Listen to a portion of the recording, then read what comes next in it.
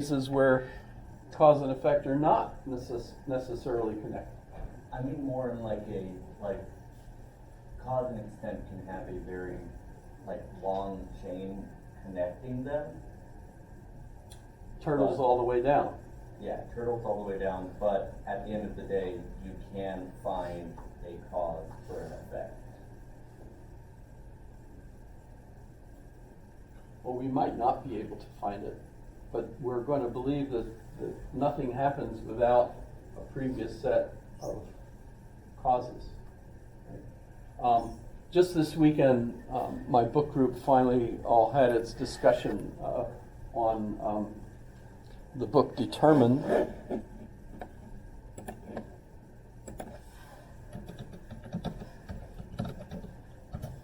By Robert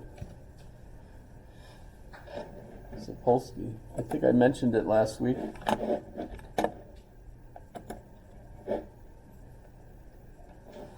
Notice his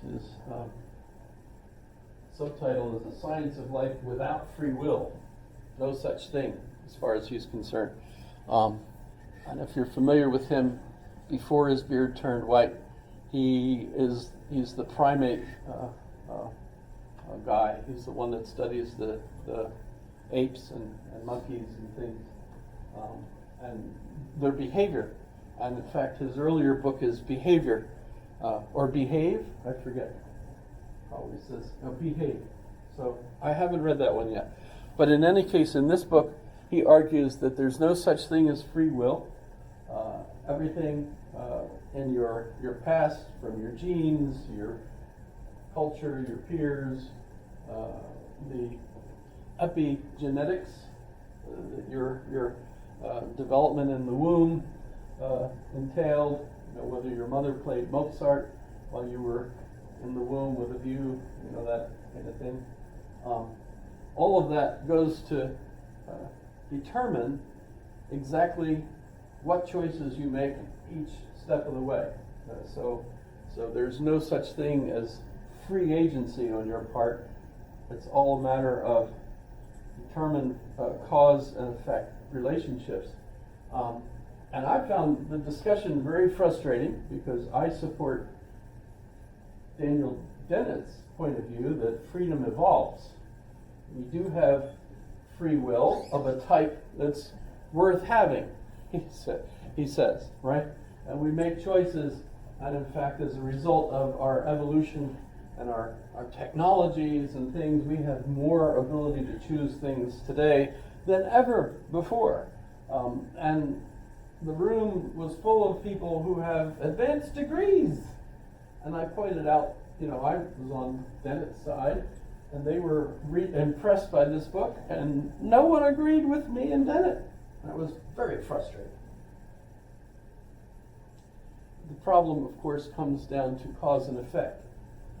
Is essentially the problem. They believe that everything is caused by a prior cause and effect. I think that's not only the weakness in his argument, but also the weakness in Spinoza's argument. But we won't get to that until we get to David Hume, really. So hold on. We'll see why that part of his argument, I think, is weak as a result of David Hume's argument when we get to him. David Hume, by the way, died in 1776. So we're getting close. These folks all come overlapping one another, as we'll see. But so, the knowledge of an effect depends on and involves the knowledge of a cause.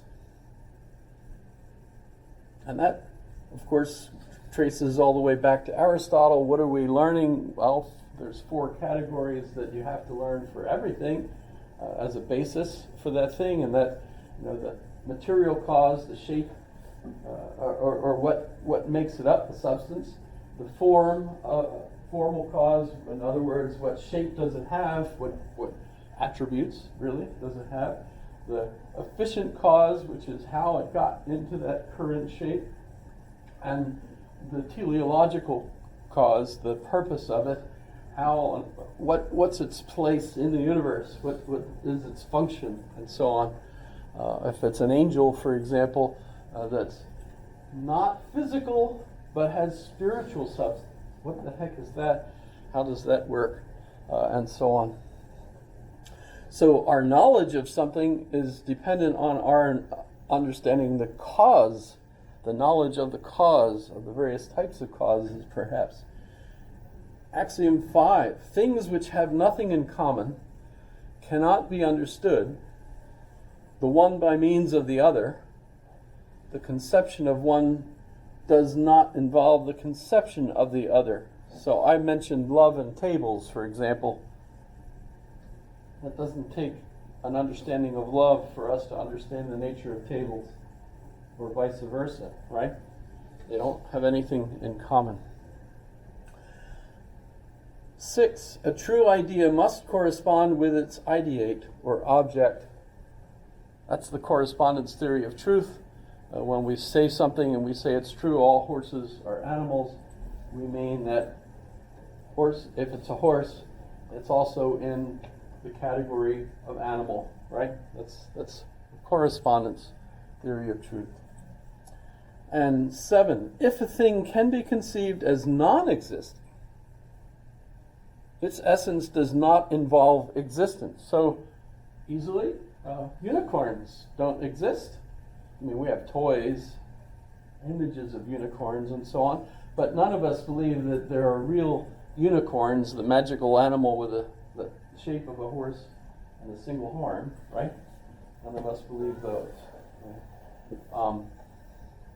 There might be other things that people have called unicorns, but they're not that. Actually, a unicorn today is a startup company, right?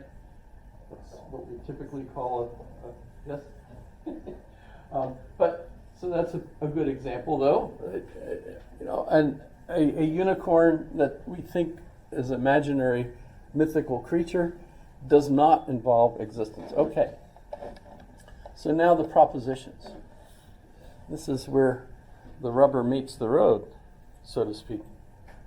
Substance is by nature prior to its modifications. So the substance that is the material of anything has to be there before you can change it. Two substances whose attributes are different have nothing in common, like love and tables.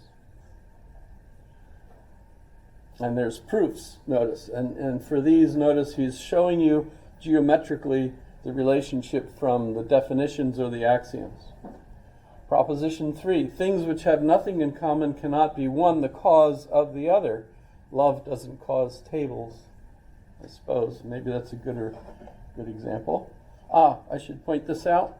When you see the abbreviation QED, that's Latin for quod erat demonstrandum, which literally means which was to be demonstrated, right?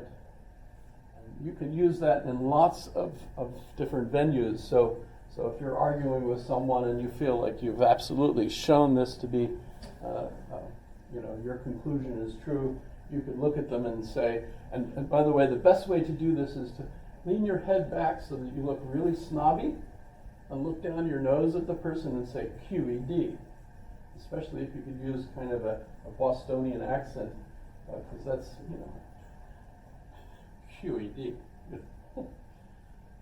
That's just one of those cocktail party things, that you can use, right? One of my favorites when I was a kid growing up was William F. Buckley Jr., and he used that expression quite often. That's one of his annoying traits that I found very endearing. QED. So it's proved, right? QED. There cannot exist in the universe, this is proposition 5, there cannot exist in the universe two or more substances having the same nature or attribute, because if there were, they would actually be the same. They wouldn't be two. Because if they have the same substance, then they're actually the same substance. And there's the proof, QED. Proposition 6, one substance cannot be produced by another substance. And there's a proof. And there's a corollary, which is fun too, right? And proposition 7, existence belongs to the nature of substances. Well, that's their nature. They exist. And every substance is necessarily infinite. Does that make sense? Where does that come from? Here's the proof. There can only be one substance with an identical attribute. The existence follows from its nature. Its nature, therefore, involves existence. It does not exist as finite, but would then be limited by something else of the same kind, which would also necessarily exist. And there would be two substances with an identical attribute, which is absurd. So it therefore exists as infinite, QED. Several notes on that one. But proposition 9, we're getting close. The more reality or being a thing has, the greater the number of its attributes. Proposition 10, each particular attribute of the one substance must be conceived through itself. A little hard, but there's a proof. An attribute is that which the intellect perceives of substance as constituting its essence, and therefore must be conceived through itself. QED. And so, proposition 11. I did 10, right? Okay, so proposition 11. God, this is Spinoza, logically following along with the definition from the medieval theologians. God or substance consisting of infinite attributes, of which each expresses eternal and infinite essentiality, necessarily exists. So therefore, this is his version of the ontological argument. By definition, God must exist. And we have other proofs of this, which are fun. And now, proposition 12. No attribute of substance can be conceived from which it would follow that substance can be divided. You can't divide that stuff up. That's the nature of substance. And so 13, substance absolutely infinite is indivisible. And we have proof. So therefore, and here's the biggie, proposition 14, besides God, no substance can be granted or conceived.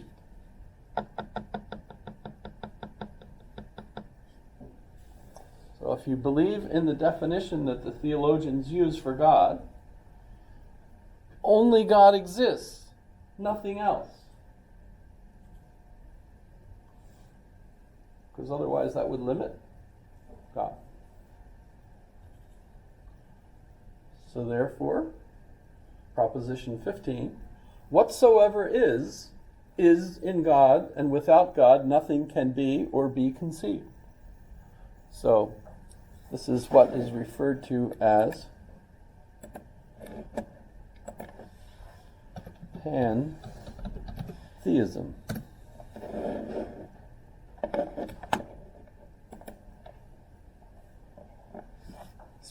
Specifically, the entire universe is God. Pantheism. This is not orthodox at all. By the way, if you're Buddhist, that fits very well with the Buddhist view, because I think that actually is the Buddhist view. Everything, the universe is one. And if you're going to say that there's a God in Buddhism, well, that would be it, I suppose. I don't believe that Buddhism officially declares that there are any gods. So using the theological definition that is still considered to be the definition of God, Spinoza concludes that everything is God. And it's called pantheism. And it's heterodox. So if you're an official Christian, pantheism is a conflict. How? How is that a conflict?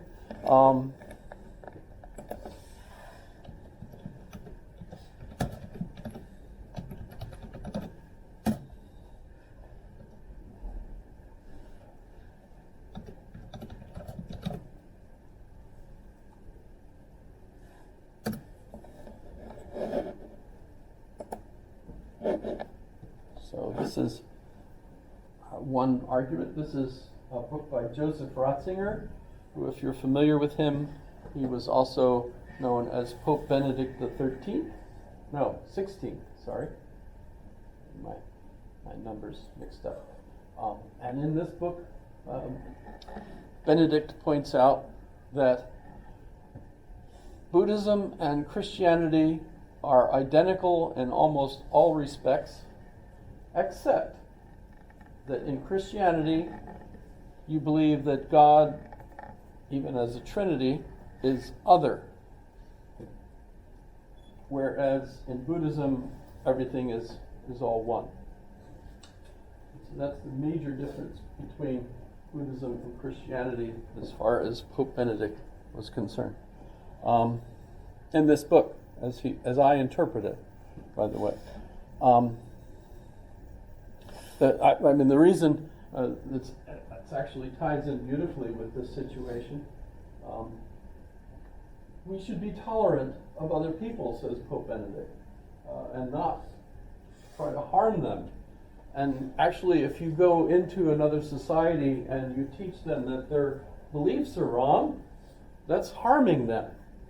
And so the problem, of course, then is if you're going to be a Christian missionary and you want to go and you want to convert people that believe something else, that seems an awful lot like you're harming their cultural beliefs. And so how do you reconcile that? How can you be tolerant of the other people's beliefs and yet at the same time believe in objective morality to a certain degree, because if they're harming themselves as a country way more so than they